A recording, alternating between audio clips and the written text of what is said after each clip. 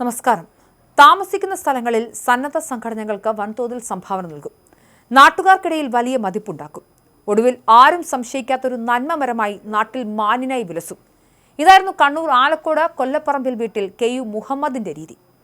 46 വയസ്സുകാരനായ കെ.യു. Muhammad real estate ഏജന്റാണെന്ന് നാട്ടുകാരെ പറഞ്ഞ് വിശ്വസിപ്പിച്ചിരുന്ന വ്യക്തിയാണ്. പക്ഷേ മോഷണത്തിലൂടെ സമ്പാദിച്ച കോടികൾ കൊണ്ടാണ് ഇയാൾ അതിസമ്പന്നനായതും ജീവകാരുണ്യ പ്രവർത്തനങ്ങളിൽ സജീവമായതും.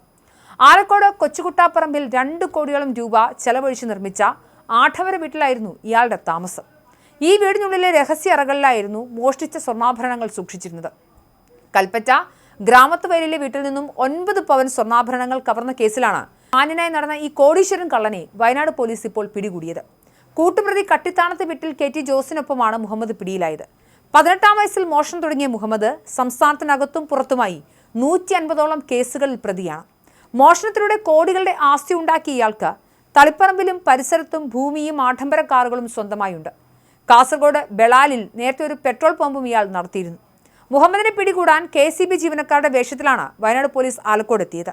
മഴക്കാല പൂർവ്വ പരിശോധനയുടെ ഭാഗമായി ലൈനുകൾ പരിശോധിക്കാൻ എന്ന വ്യാജേന മഫ്തിയിലെത്തിയ പോലീസ് സംഘം ഒരാഴ്ചയോളം മുഹമ്മദിന്റെ നീക്കങ്ങൾ നിരീക്ഷിച്ചു. പോലീസിന് പോലും അമ്പരപ്പുണ്ടാക്കുന്ന രീതിയിലായിരുന്നു ഇയാളുടെ ജീവിതശൈലി. ആഡംബര വാഹനങ്ങളിൽ മാത്രം സഞ്ചരിക്കുന്ന മുഹമ്മദിനെ കുറിച്ച് നാട്ടുകാർക്ക് ലെവലേശം സംശയവും ഉണ്ടായിരുന്നില്ല. പൂട്ടിയിട്ട വീടുകളെക്കുറിച്ചുള്ള വിവരങ്ങൾ കൂട്ടാളിയായ ജോസ് മുഹമ്മദിന് കൈമാറുന്നതാണ് ഇവരുടെ രീതി.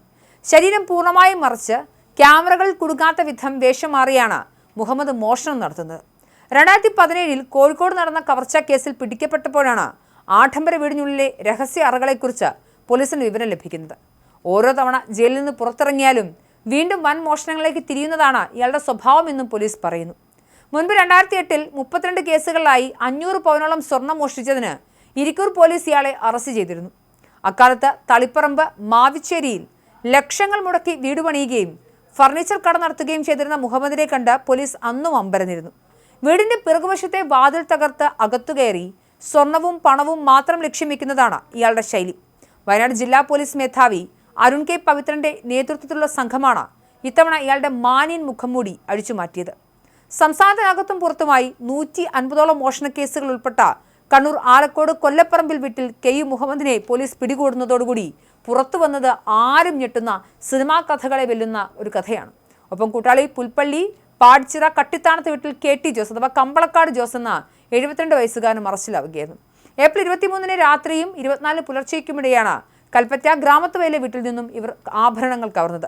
മുഹമ്മദിനെ ആലക്കോട് പൂവഞ്ചാലിൽ നിന്നും ജോസിനെ മാനന്തവാടി ബോയ്സ് ടൗണിൽ നിന്നുമാണ് പിന്തുടർന്ന് പിടികൂടിയത്. അടച്ചിട്ട വീടുകളെക്കുറിച്ചുള്ള വിവരങ്ങൾ ജോസ് മുഹമ്മദിന് കൈമാറും. ഇവിടെ ആളിൽ നിന്ന് ഉറപ്പാക്കിയ ശേഷം പൂട്ടുപൊളിച്ച് അകത്ത് കയറി മോഷണം നടത്തുകയാണ് ഇവരുടെ പതിവ് രീതി.